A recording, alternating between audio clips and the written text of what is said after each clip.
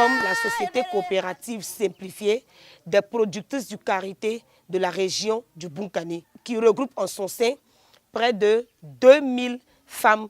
Nous voulons avoir une base de données pour que nous puissions savoir exactement le nombre de femmes productrices du karité de la région du Bunkani. À chaque fois que des gens voudront savoir combien nous sommes, qu'est-ce que nous faisons, c'est facile d'avoir toutes les statistiques sur la chaîne de valeur et puis les statistiques sur le tonnage en beurre de karité et en amande de karité qui sortent de la région du Bunkani. Nous arrivons dans un village, nous demandons à toutes les femmes de sortir et quand elles viennent, nous collectons toutes les informations. Qu'est-ce qu'elles font?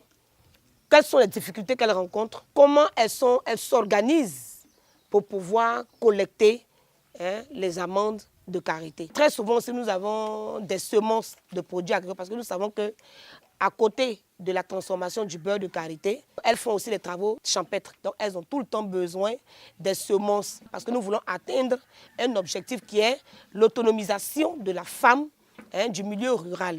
En marge des autres femmes de la Côte d'Ivoire, les femmes lobby ont été laissées pour compte. Elles n'ont jamais été encadrées, à 99% analphabètes.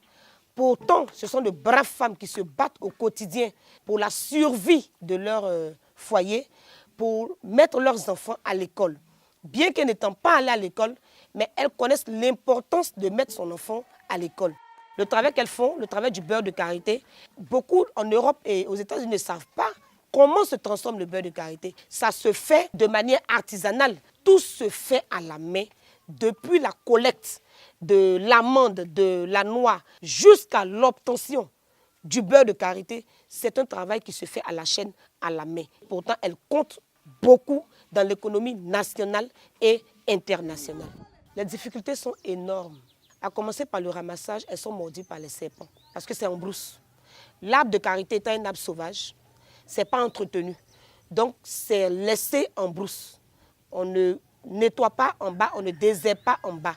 C'est ce qui d'ailleurs garde la meilleure qualité du beurre de karité. Les difficultés, c'est qu'elles font le beurre de karité qui va les rendre autonomes financièrement, qui va les aider à aider leurs maris, leurs enfants. Mais elles ne peuvent pas refuser d'aller au champ. Elles sont obligées de laisser ce qui va les rendre autonomes financièrement et aller effectuer les travaux champêtres du mari. Sinon, ça peut même arriver au divorce. Il y a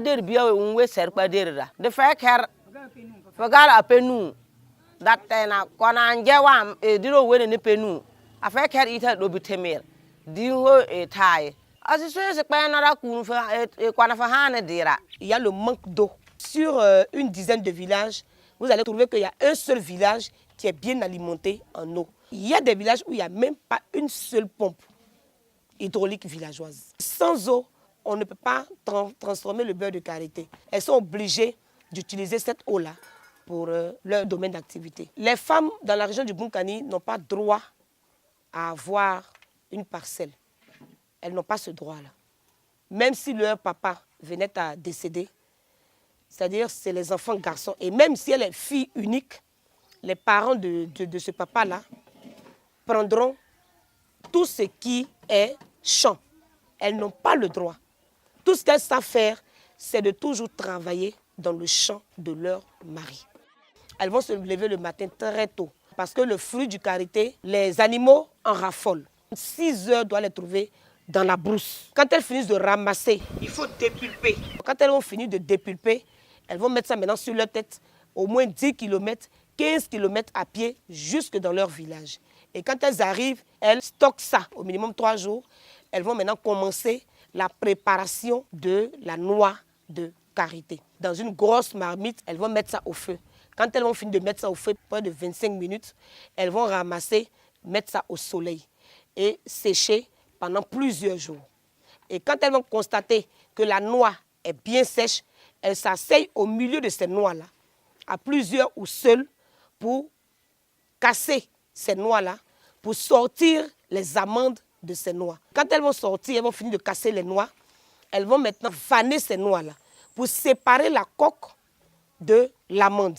La coque qui, après formation, va leur servir de faire le feu. Comme nous sommes contre la déforestation, parce que ça fait partie de nos axes, nos objectifs à atteindre, pour l'instant, elles prennent le bois. Elles vont sécher l'amande pendant plusieurs jours. Quand c'est bien sec, elles vont le mettre dans le mortier. Elles vont piler jusqu'à obtenir de la poudre. Après l'obtention de cette poudre-là, elles vont faire le feu, déposer la marmite. Quand la marmite est bien chaude, elles prennent la poudre qu'elles ont obtenue dans le mortier, elles mettent ça dedans, elles vont griller pour faciliter l'écrasage de cette poudre. Elles vont obtenir une pâte, comme la pâte de chocolat. Cette pâte est ramassée, mise dans une marmite et elles vont faire le barattage jusqu'à ce que le dessus commence à devenir blanc. Ça veut dire que l'huile est en train de sortir. Donc elles prennent de l'eau, elles renversent dans cette pâte-là. Quand elles mettent de l'eau, assez d'eau, l'huile remonte, le beurre remonte. Et après, cette pâte est mise au feu, à un feu doux. Parce que le beurre de karité, il y a 7 éléments qui constituent le beurre de karité. Ce qui fait que c'est utilisé dans l'industrie cosmétique. Donc il faut préserver cette qualité-là. Et quand elles ont fini de cuire ça, elles vont renverser ça maintenant dans une bassine propre. Et après ça, elles vont s'asseoir maintenant, tourner pour éviter que cette huile-là, il y ait des boules, de petites boules dans cette huile. Pour obtenir un beurre de qualité, elles vont tourner ça encore. Quand l'huile commence à être épais, c'est là qu'on laisse reposer. Et le lendemain matin, vous avez du beurre de karité, de qualité.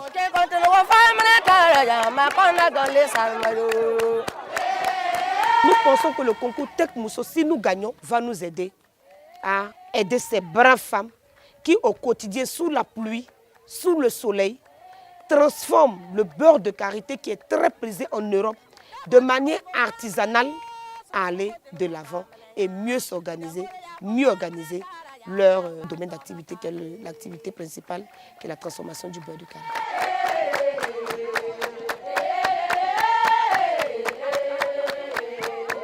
Kala dambol fo fore yo, kala dambol fo fore ay, kala dambol fo fore tara ya, makona gale salma ya.